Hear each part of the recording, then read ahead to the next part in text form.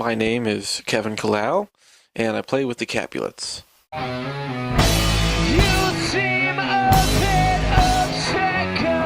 Well, there's another band I play in with the two other guys that are in the Capulettes, Peter and Matt Nafziger, they're brothers.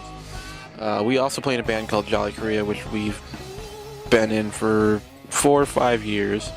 And in some downtime that group had last fall, well, the three of us were kind of like, we're always working on something, the three of us. So when the other group was taking downtime, we had this other strain of material. We were working on these other songs and stuff, and it was just supposed to be the three of us. And we were like, oh, we'll figure it out. One of us will sing or something. We'll just do something for ourselves. And then, gradually it was, oh, we know this guy that sings. We'll get him to sing on it. That'll be cool. That takes the pressure off of us singing because none of us are singers. And it'd be nice if we had a bass player, and then we could have 2 guitar players. So then, the other bass player came into the picture. So that's how the group kind of came together, just out of the other group having downtime and adding people in piece by piece. And now it's a full thing. Oh, about Queens of Stone Age? They are pretty much, to me and to us, I think, the premier rock band today. And I don't know, they're the coolest. I think I can speak for all of us and say that everything they've done is everything we've wished we've ever done, musically, image-wise. They just got it all as far as we're concerned. This is a group that's better off prepared in every sense possible. So I mean, a lot of practice before a show. Usually the whole week before, every night that we can spend getting together practicing. That's what we'll do.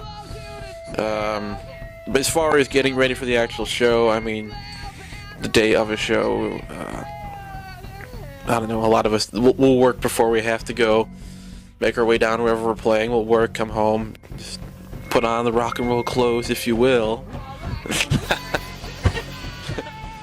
Because everyone's on their denim shirts and their best pair of jeans, and instead of wearing just t-shirts and stuff. So there's preparation in that, but that's more so the couple hours before you get there. So most of it's just practice.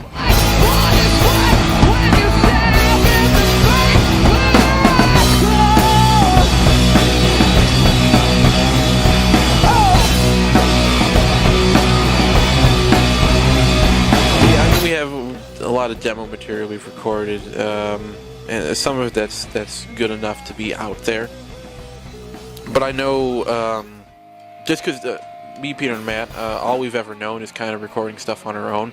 For this group, we are making a conscious effort to actually make some real recordings and go into a studio soon. So, but I imagine that something we'll do down the line, we'll do something ourselves. But I know we're going to try and make a conscious effort to make some real recordings soon.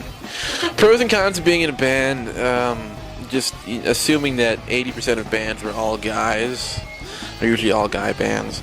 I mean, it's a band is like the fastest way to lose your friends, kind of. I don't know, it's like it's either the fastest way to lose your friends or I don't know, to develop, the best friendships you might ever had, as soft as that might sound. Like, these guys to me are like brothers, so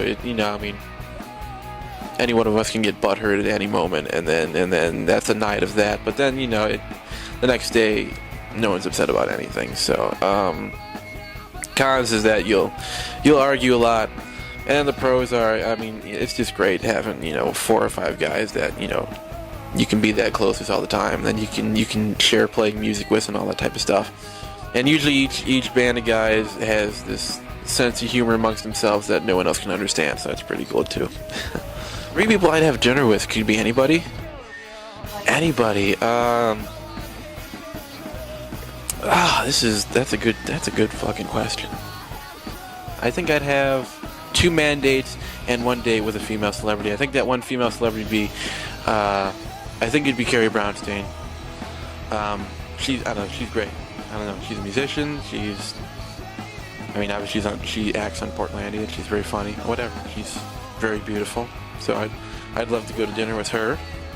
I think my 2 man dates, of course, on the board, we'll find Josh Homme for a man date. That would be great. I'd have dinner with Jay Bennett, who used to be in Wilco in the late 90s and early 2000s. Yeah, he's dead, but I would totally have dinner with him. Pick his brain. A couple songs on the SoundCloud, on my SoundCloud, that are from a 4-song strand of material that's going to be an EP soon. We just got to go in and record it. So I think probably by the middle of May we'll be recording that material, and hopefully by the middle of June, the end of June, that stuff will be out, and that'll be stuff that we'll do in a real studio. So, and then there's a couple of songs that we also have in the canon too that are going to be probably follow-up singles after that. So we're trying to be kind of strategic. EP, put a couple follow-up things out after that. So, but yeah, there's definitely plans for solid bodies of work.